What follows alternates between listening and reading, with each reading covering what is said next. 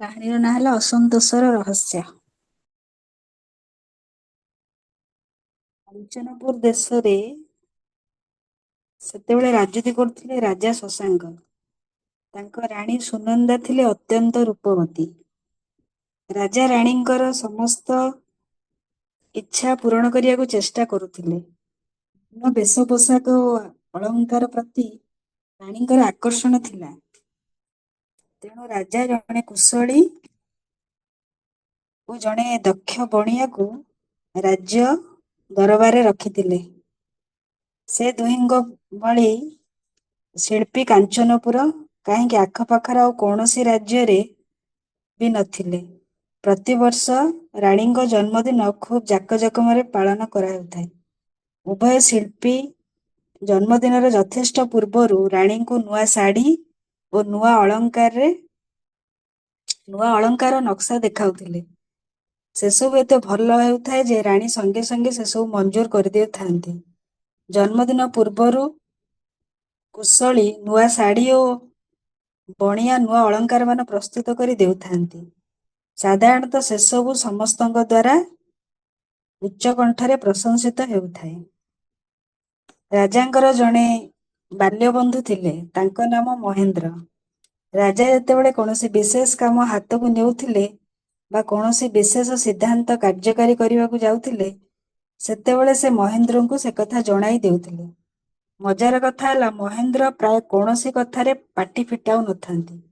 ରାଜା ଯାହା କହୁଥାନ୍ତି ସେ ତାହା ନୀରବରେ ଶୁଣି ଯାଉଥାନ୍ତି ମାତ୍ର। ଦିନେ ମନ୍ତ୍ରୀ ରାଜାଙ୍କୁ ପଚାରିଲେ, ମହାରାଜ, ମୁଁ ଗୋଟାଏ ବିଷୟରେ ଅନେକ ସମୟରେ ଆଶ୍ଚର୍ଯ୍ୟ ହୁଏ।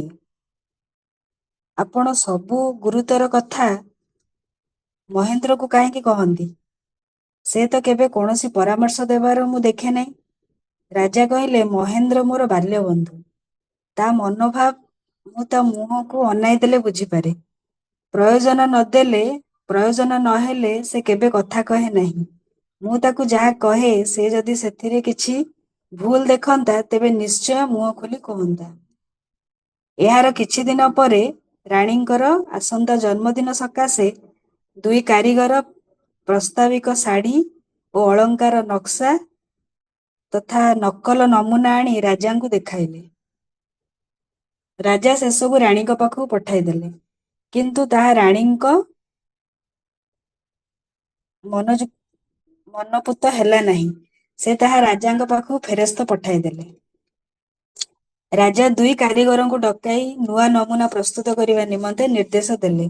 କାରିଗରମାନେ ପୁଣି ଯାହା ପଠାଇଲେ ତାହା ମଧ୍ୟ ରାଣୀଙ୍କ ମନକୁ ପାଇଲା ନାହିଁ। ରାଜା କାରିଗରମାନଙ୍କୁ ପୁଣି ଥରେ ଗୋଟିଏ ନୂଆ ଧରଣର ନକ୍ସା ଅନୁସରଣ କରି ନୂଆ ଶାଢ଼ୀ ଓ ଅଳଙ୍କାର ନମୁନା ପ୍ରସ୍ତୁତ କରିବାକୁ କହିଲେ। କାରିଗରମାନେ ଏଥର ବି ଯାହା ତିଆରି କଲେ ତାହା ବି ସବୁ ରାଣୀ ନାମଞ୍ଜୁର କରିଦେଲେ। ମନ୍ତ୍ରୀ କହିଲେ, ମହାରାଜ, ଏହା କାରିଗରମାନଙ୍କ ବୟସର ଦୋଷ। ରାଜା ଦୁଇ କାରିଗରଙ୍କୁ ଡକାଇ ବିରକ୍ତ ହୋଇ କହିଲେ, ତମ ଦୁହିଁଙ୍କର ବୟସ ବଢ଼ିବା ସଙ୍ଗେ ସଙ୍ଗେ ଶିଳ୍ପ ନିପୁଣତା ହ୍ରାସ ପାଉଛି ବୋଲି ମନେ ହୁଏ।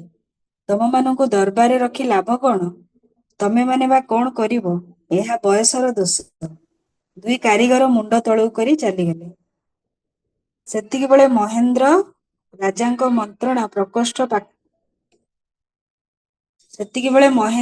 ରାଜାଙ୍କ ମନ୍ତ୍ରଣା ପ୍ରକୋଷ୍ଠ ପାଖ ଦେଇ ଯାଉଥିଲେ। ସେ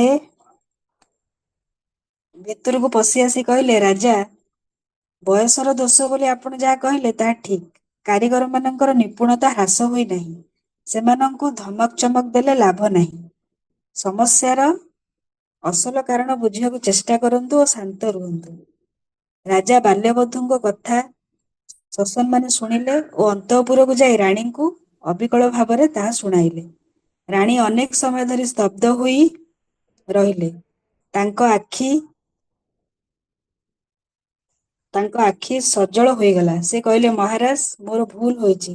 ଆପଣ ଦୁଇ କାରିଗରଙ୍କୁ କୁହନ୍ତୁ, ସେମାନେ ପଠାଇଥିବା ନମୁନା ସବୁ ଭିତରୁ ଯାହା ଇଚ୍ଛା ତାହା ଅନୁସରଣ କରି ଶାଢ଼ୀ ଓ ଅଳଙ୍କାର ନିର୍ମାଣ କରି ଦିଅନ୍ତୁ। ଆଉ ଗୋଟିଏ ଅନୁରୋଧ, ଏ ବର୍ଷ ମୋ ଜନ୍ମଦିନରେ ଦୁଇ କାରିଗରଙ୍କୁ ବିଶେଷ ଭାବରେ ସମ୍ମାନ ଦିଆଯାଉ। ରାଜା ରାଜି ହେଲେ। ସେହି ଅନୁସାରେ ଦୁଇ କାରିଗରଙ୍କୁ ବିଶେଷ ଭାବରେ ସମ୍ମାନିତ କରାଗଲା। ରାଣୀଙ୍କର ଏଭଳି ମତ ପରିବର୍ତ୍ତନର କାରଣ କଣ?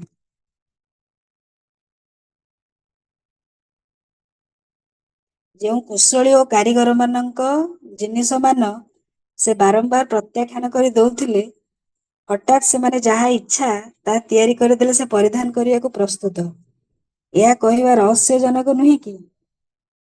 ସ୍ୱାମୀଙ୍କ ମିତ୍ରଙ୍କ କଥାକୁ ସମ୍ମାନ ଦେବାକୁ ସେ ଏପରି କହିଲେ, ନା ଆଉ କୌଣସି ଗୂଢ଼ କାରଣ ଅଛି? ରାଜା ଯୋଉ ବିରକ୍ତ ହେଇ କହିଲେ, ତମମାନଙ୍କୁ ଦରବାରରେ ରଖି ଲାଭ କଣ? ସେ ଦି ଜଣ ଯୋଉ କହିଲେ କାରିଗରଙ୍କୁ, ହୁଁ। ତାପରେ ସେତିକିବେଳେ ରାଜାଙ୍କ ସାଙ୍ଗ ଆସିଲେ, ତାଙ୍କ ପ୍ରକୋଷ୍ଠ ଦେଇ ଯାଉଥିଲେ। ସେ ସେଠୁ ଭିତରକୁ ପଶି ଆସି କହିଲେ, ରାଜା, ବୟସର ଦୋଷ ବୋଲି ଆପଣ ଯାହା କହିଲେ ତାହା ଠିକ। କାରିଗର ମାନଙ୍କର ନିପୁଣତା ହ୍ରାସ ହୋଇ ନାହିଁ। ସେମାନଙ୍କୁ ଧମକ ଚମକ ଦେଇ ଲାଭ ନାହିଁ। ସମସ୍ୟାର ଅସଲ କାରଣ ବୁଝିବାକୁ ଚେଷ୍ଟା କରନ୍ତୁ ଓ ଶାନ୍ତ ରୁହନ୍ତୁ। ରାଜା ତାଙ୍କ ବାଲ୍ୟବନ୍ଧୁଙ୍କ କଥା ସସମ୍ମାନେ ଶୁଣିଲେ ଓ ଅନ୍ତଃପୁରକୁ ଯାଇ ରାଣୀଙ୍କୁ ଅବିକଳ ଭାବରେ ତାହା ଶୁଣାଇଲେ। ରାଣୀ ଅନେକ ସମୟ ଧରି ସ୍ତବ୍ଧ ହୋଇ ରହିଲେ। ତାଙ୍କ ଆଖି ସଜ୍ଜଳ ହୋଇଗଲା। ସେ କହିଲେ, ମହାରାଜ, ମୋର ଭୁଲ ହୋଇଛି। ଆପଣ ଦୁଇ କାରିଗରଙ୍କୁ କୁହନ୍ତୁ, ସେମାନେ ପଠାଇଥିବା ନମୁନା ସବୁ ଭିତରୁ ଯାହା ଇଚ୍ଛା ତାହା ଅନୁସରଣ କରି ଶାଢ଼ୀ ଓ ଅଳଙ୍କାର ନିର୍ମାଣ କରି ଦିଅନ୍ତୁ। ଆଉ ଗୋଟେ ଅନୁରୋଧ, ଏ ବର୍ଷ ମୋ ଜନ୍ମଦିନରେ ଦୁଇ କାରିଗରଙ୍କୁ ବିଶେଷ ଭାବରେ ସମ୍ମାନ ଦିଆଯାଉ। ରାଜା ରାଜି ହେଲେ। ସେହି ଅନୁସାରେ ଦୁଇ କାରିଗରଙ୍କୁ ବିଶେଷ ଭାବରେ ସମ୍ମାନିତ କରାଗଲା। ରାଣୀଙ୍କର ମତ ପରିବର୍ତ୍ତନ କାରଣ କଣ? ରା- ତାଙ୍କୁ ଯୋଉ ପ୍ରଥମେ କଣ ତାଙ୍କୁ କଣ କରନ୍ତି? ତାଙ୍କୁ କଣ ବିଦା କରିଦଉଥିଲେ କଣ ପାଇଁ?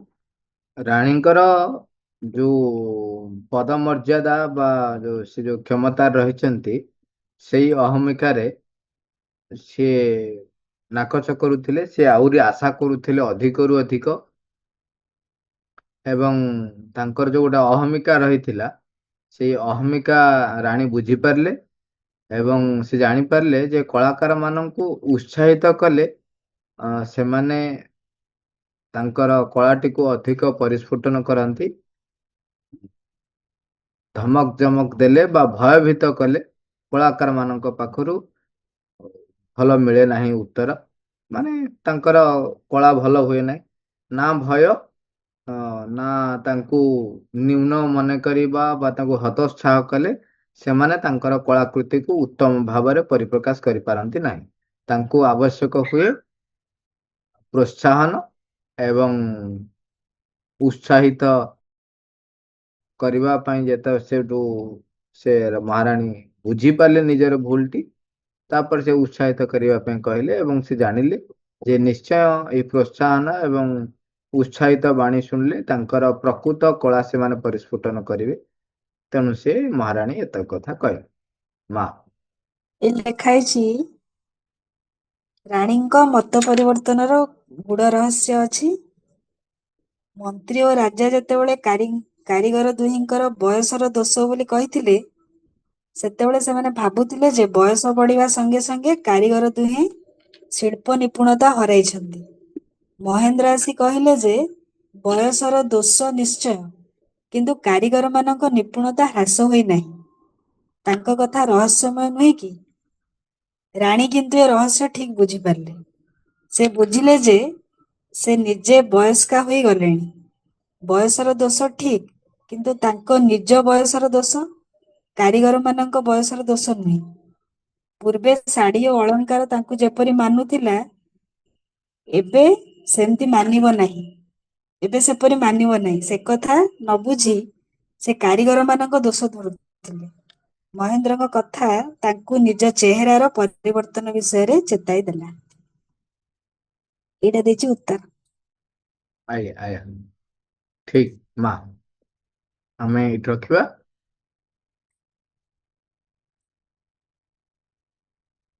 ମା, thank you all, Robert.